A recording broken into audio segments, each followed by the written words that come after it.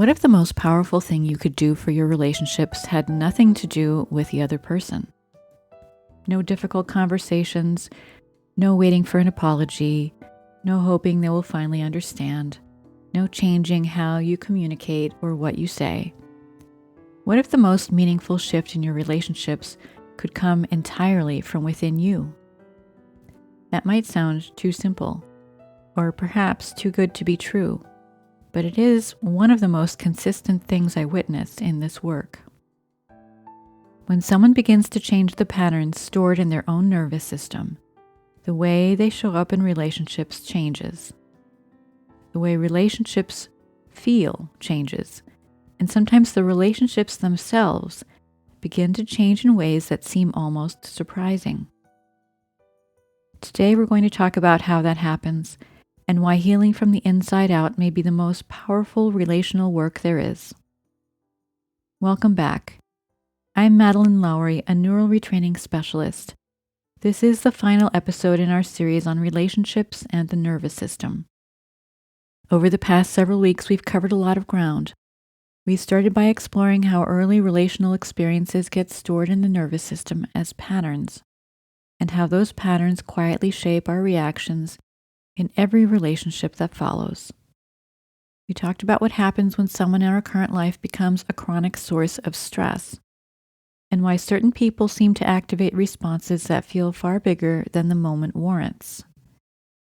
We've explored the physical cost of unresolved conflict, how an open relational wound keeps the nervous system in a state of chronic activation, draining the body day after day.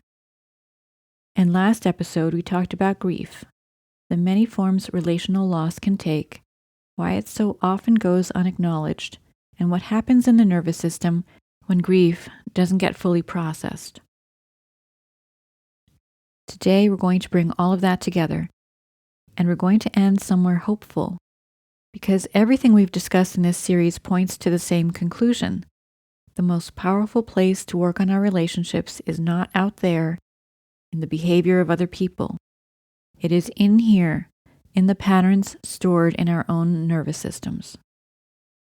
When relationships are difficult, the natural instinct is to look outward, to focus on what the other person is doing, what they need to change, what they need to understand, and what they need to stop doing or start doing. And sometimes that outward focus leads to real conversations that genuinely help. Sometimes things do shift when we communicate more clearly, set firmer limits, or make different choices about who we spend time with. Those things do matter.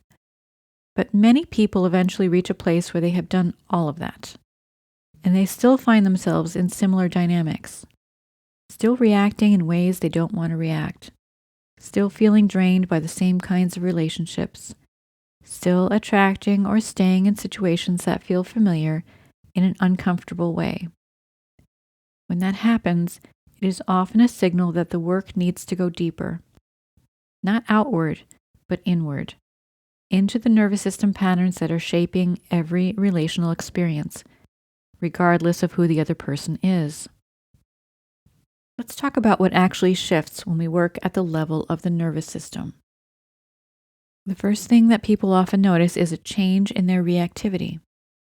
Situations that used to trigger an immediate, intense response begin to land differently. A critical comment doesn't destabilize them in the way it once did. A tense family gathering doesn't require days of recovery. A difficult conversation feels navigable rather than overwhelming. This isn't because they've become numb or stopped caring. It is because the subconscious charge that was amplifying those reactions has begun to dissolve. The nervous system is no longer responding through the accumulated weight of everything that came before. It is responding to what is actually happening in the present moment. And present moments, it turns out, are usually far more manageable than the full history they used to carry. For many people, particularly sensitive individuals, some of the most meaningful changes happen in the patterns we explored earlier in our sensitivity series: people-pleasing, over-responsibility, emotional caretaking, the feeling of being responsible for how everyone around them feels. These patterns, as we've discussed, developed as intelligent adaptations to earlier relational environments. They were ways of creating safety, preventing conflict, and managing unpredictable emotional situations. But they carry a tremendous cost. They keep the nervous system in a chronic state of vigilance and exertion, and they fundamentally distort the experience of relationship, turning connection into labor and love into obligation. When the subconscious charges behind these patterns begin to dissolve, something remarkable happens. People find that they can be in the presence of someone else's distress without immediately feeling responsible for fixing it. They can hear a critical comment without it automatically triggering shame or the urge to appease. They can say no to something without the wave of guilt that used to follow. They can be in a relationship and actually feel like themselves within it. These changes don't come from willpower or new communication scripts. They emerge naturally as the nervous system settles into a more regulated state. And here is something that surprises many people when they begin this work. As their own nervous system changes, the people around them often respond differently too. Not because those people have been told to behave differently, not because anything external has changed, but because the way we show up in relationships sends signals, often subtle, often nonverbal, that other people's nervous systems pick up on and respond to. When we are dysregulated, anxious, hypervigilant, braced for conflict, we often inadvertently invite or reinforce the very dynamics we are trying to avoid. When we are regulated, grounded, less reactive, more genuinely present, people around us often respond to that too. Conversations that used to escalate may settle more quickly. Dynamics that felt entrenched may begin to shift, almost imperceptibly at first. Relationships that felt like a continuous negotiation may begin to feel a bit more restful. This is not magic, and it doesn't happen in every relationship. Some relationships are genuinely not healthy, and no amount of inner work will make them so. But many relationships exist in a kind of dynamic equilibrium, each person's nervous system influencing the others. And when one person's nervous system becomes more regulated, that equilibrium can shift. Another thing that often changes as the nervous system heals is the kinds of relationships people are drawn to.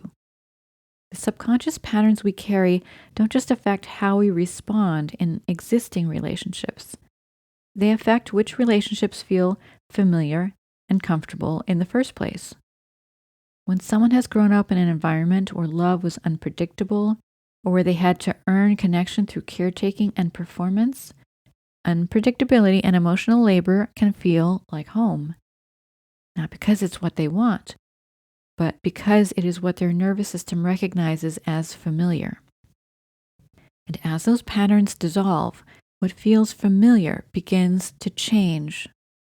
Relationships that are genuinely mutual, calm, and safe begin to feel not boring or unfamiliar, but deeply right.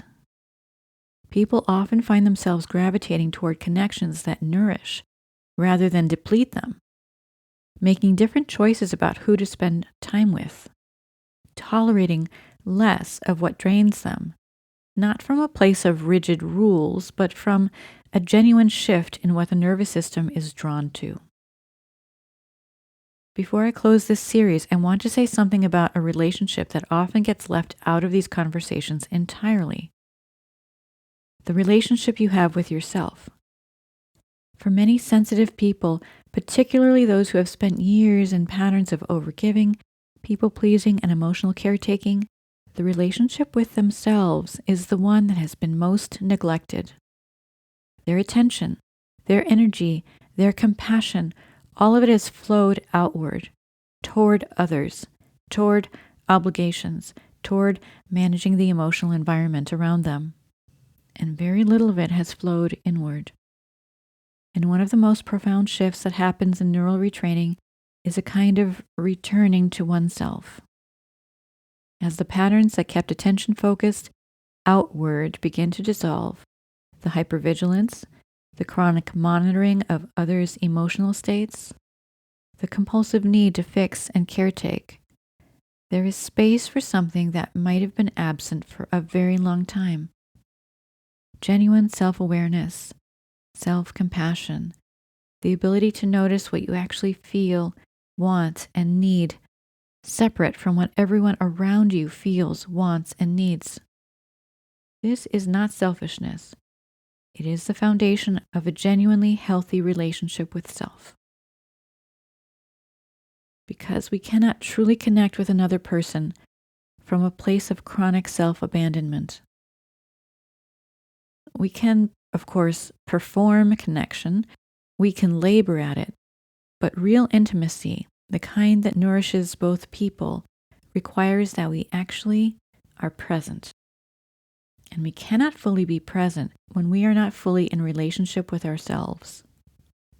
Throughout this series, we've been talking about relationships in the context of chronic illness. And I want to close with something that I believe deeply from years of doing this work. For many people with chronic illness, relationships and the nervous system patterns formed within them are one of the most significant and underexplored pieces of the healing puzzle. Not because chronic illness is caused by bad relationships. Not because healing is simply a matter of fixing your relational patterns, but because the nervous system does not heal in isolation from its relational history. The stress patterns laid down in early relationships, the ongoing cost of difficult current relationships, the weight of unresolved conflict and unprocessed grief, all of these feed the same nervous system dysregulation that underlies so many chronic conditions. And when we begin to work with those patterns, when the subconscious mind starts releasing what it has been holding, the nervous system can begin to shift in ways that support healing more broadly. People find that their physical symptoms begin to respond, that the work that they are doing on other fronts, nutrition, sleep, movement, treatments, begins to gain traction in a way it didn't before. Not because the relational work fixed everything, but because the nervous system finally has the space and stability to do what it has always been trying to do: heal. We've covered a lot of ground in this series, and if you have been listening from the beginning, I hope you're leaving with something important. A new way of understanding your relationships, not just as emotional experiences, but as nervous system experiences, stored in the body, shaping your health, and available for healing. The patterns you carry from your relational history are not permanent. The reactions that feel automatic can change. The grief that has been held for years can be resolved. The hypervigilance, the over-responsibility, the chronic depletion, none of those are fixed features of who you are. They are patterns, and patterns can be changed. If any part of this series has resonated with you, if you've recognized yourself in what we've been describing, I want to invite you to take the next step. Come and talk with me. Learn more about what this work looks like in practice. Find out whether neural retraining might be the missing piece in your own healing journey. You can visit tcneuralretraining.com to learn more, to schedule a free consultation by phone, or to take our free quiz to see if neural retraining might be right for you. Thank you for spending these weeks with me. If this series has been meaningful to you, please follow the podcast, Give it a positive rating and share it with someone who needs to hear it. It means more than you know. Thank you for listening.